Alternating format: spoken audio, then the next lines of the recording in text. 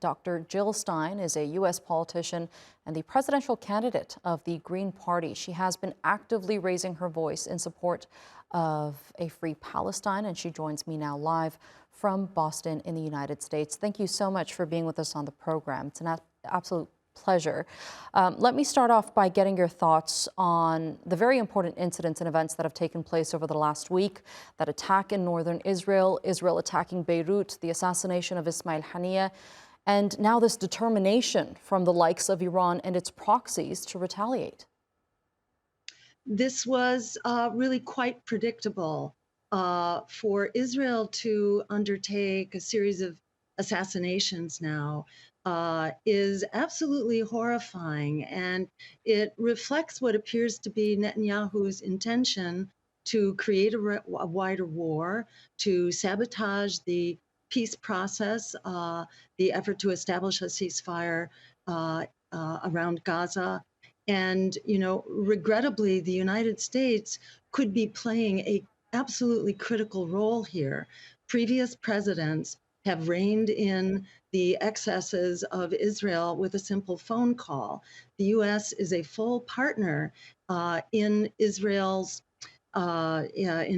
genocide, and the U.S. has basically allowed Israel to expand its war essentially with impunity. When Israel attacked the Iranian consulate in Syria, essentially Israel was allowed to continue on its way without a reprimand even from the U.S. So this is extremely alarming, and I think the people in the United States who oppose the genocide, who oppose a war in the Middle East, are very much alarmed about this, yet it's hardly being discussed in our press at this point. So we're doing all we can to raise the alarm and to encourage the United States, really to demand that the United States play the role here of a peacemaker, which it could make, but it requires reining in Israel and essentially using the weapons that we are providing Israel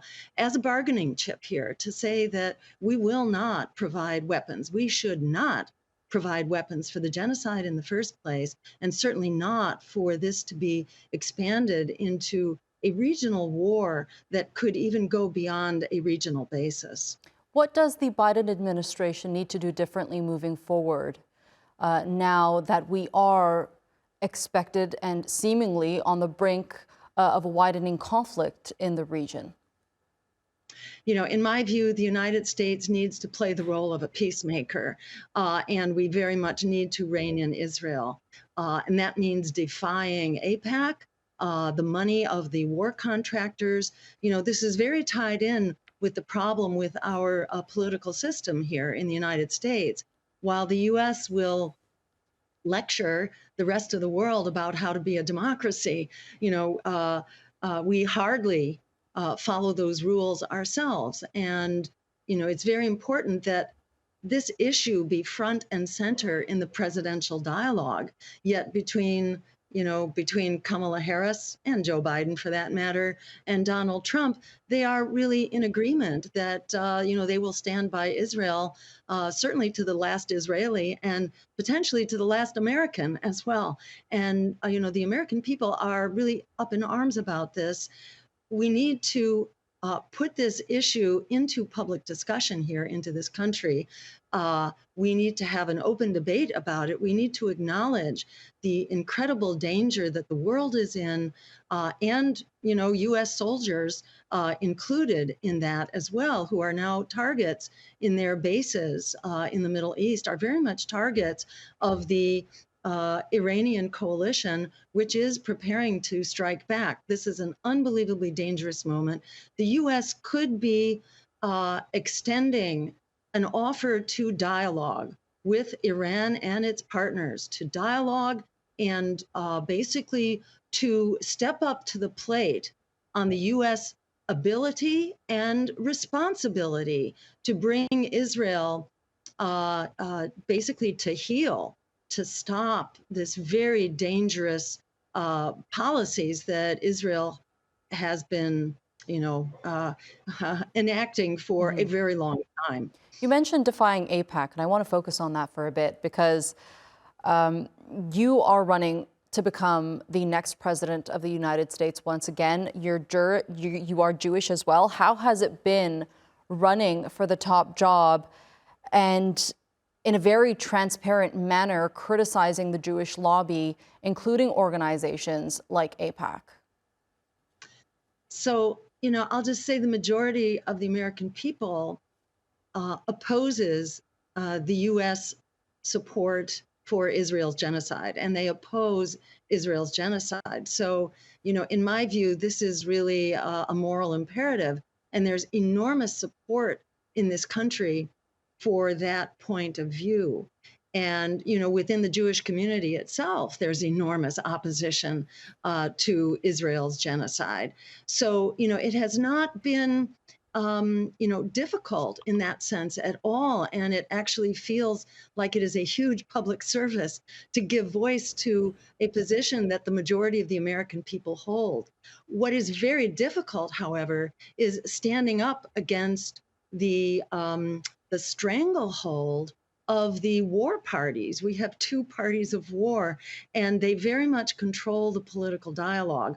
So the Democratic National Committee, for example, has hired an army of lawyers to try to throw my campaign and other opposition campaigns off the ballot to prevent the American people from having a choice. They have publicly advertised for infiltrators and spies to try to mess up our ballot access efforts. And they are holding on to hundreds of thousands of dollars in public money that our campaign has qualified for in order to proceed with our ballot drives. So the problem is getting to the microphone. The problem is not actually giving voice to an issue that the majority of the world, as well as a majority of the American people, feel very strongly about. Have you received any sort of threats to your political position at all from these lobbies to be more quiet about what's been happening in Gaza? Um, the threats are always out there. And I have, this is not my first run for president. And, I have stood up against a number of wars and have stood up in support of dismantling nuclear weapons and signing on to the nuclear ban treaty and so on, as well as standing up for the American people who pay the price here, because the massive war machine, the endless war machine here in this country, uses half of our congressional budget. So the American people, in spite of the amazing wealth that this country has, the American people are in very bad shape with regard to healthcare and housing and education and debt. So the American people are struggling and very much want a policy that will meet their needs as well as reining in the war. So yes, I think one always pays a price to be in the position of being an opponent to to a country that does not want to allow political dialogue to go forward. Even within the Democratic Party itself, they've gone from rigging their primaries in prior elections now to absolutely bypassing their primaries. So this is a very difficult problem. It's hard to have dialogue in this country. People are hungry for it. And yes, they will threaten political opponents. That happens all the time here in this country. Unfortunately, this is a very violent country. And, this is just, one has to keep your eyes on the prize and, do what we can. Personally, I have not had more threats currently than I've had in the past, where I've been, smeared and fear campaigned against myself and the Green Party. So we are not strangers to being targeted in the way that we are currently.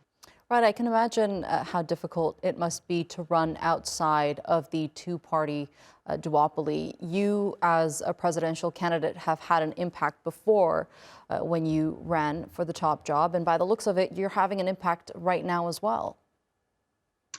I would hope so, and while the Democrats will try to, say that we are stealing their votes, the actual truth is that our votes as voters don't belong to any candidate. Candidates have to earn the votes of the people in that country. And the Democrats have tried to blame myself, Bernie Sanders, and many others for their losses. But the biggest losses that the party ever had was actually in 2010 after the Democratic House, the Democratic Senate, and Barack Obama, the Democratic White House, bailed out Wall Street and threw out millions of homeowners. And prior to that, had embraced policies that sent millions of jobs overseas. So they have basically abandoned their base in order to serve their big money donors. So that is why the Democratic Party has lost its support, not because there are true servants of the people who are helping the American people actually address the crises that we face every day in our real lives. Right. And I want to circle the conversation back to Gaza because the U.S. had experienced some of the most intense protests on university campuses there due to their country's support for Israel. And you were, in fact, arrested during one of those protests in New York. Not much has changed in terms of policy since those protests took place. Are voices of the young voters being heard? And what impact will this have on the results of the upcoming elections? It remains to be seen. Our campaign has still been largely uncovered by mainstream media. So they are essentially suppressing our point of view in the same way that they are suppressing opposition to the genocide and labeling it as anti Semitic, which it is not. It is anti Zionist, it is not anti Semitic. But they try to create cover here and try to demean and accuse the opponents of genocide as being anti-Semitic, which is absolutely not true. So in various pockets where young people know about our campaign, the support is very strong. Right now, we are finishing up our ballot drives in order to get on the ballot as broadly across the country as possible. Once we have finished that phase, then we will begin our outreach to various groups that we think will be strongly in support. A poll was released just the other day of Arab Americans that showed us to be far in the lead of all other candidates. We were running somewhere around 48% support to Kamala Harris at 27% support. So people who are tuned in to the genocide, to the suppression of our rights to protest, suppression of our rights to free speech, they are very strongly in support of our campaign. The next phase of our campaign will be to begin getting the word out and mobilizing people. Right now, we want to ensure that every voter across the country has a choice, which is anti-genocide, anti-war, pro-worker, and in mobilization for the climate emergency. So we will bring those very powerful movements together. But the issue right now is, can we break through this wall of silence, this political repression, which is attempting to keep us out of the dialogue and to keep the American people in the dark? All right, Dr. Jill Stein, thank you so much for being with us here on the NewsHour. It was a pleasure having you. Likewise. Thank you so much.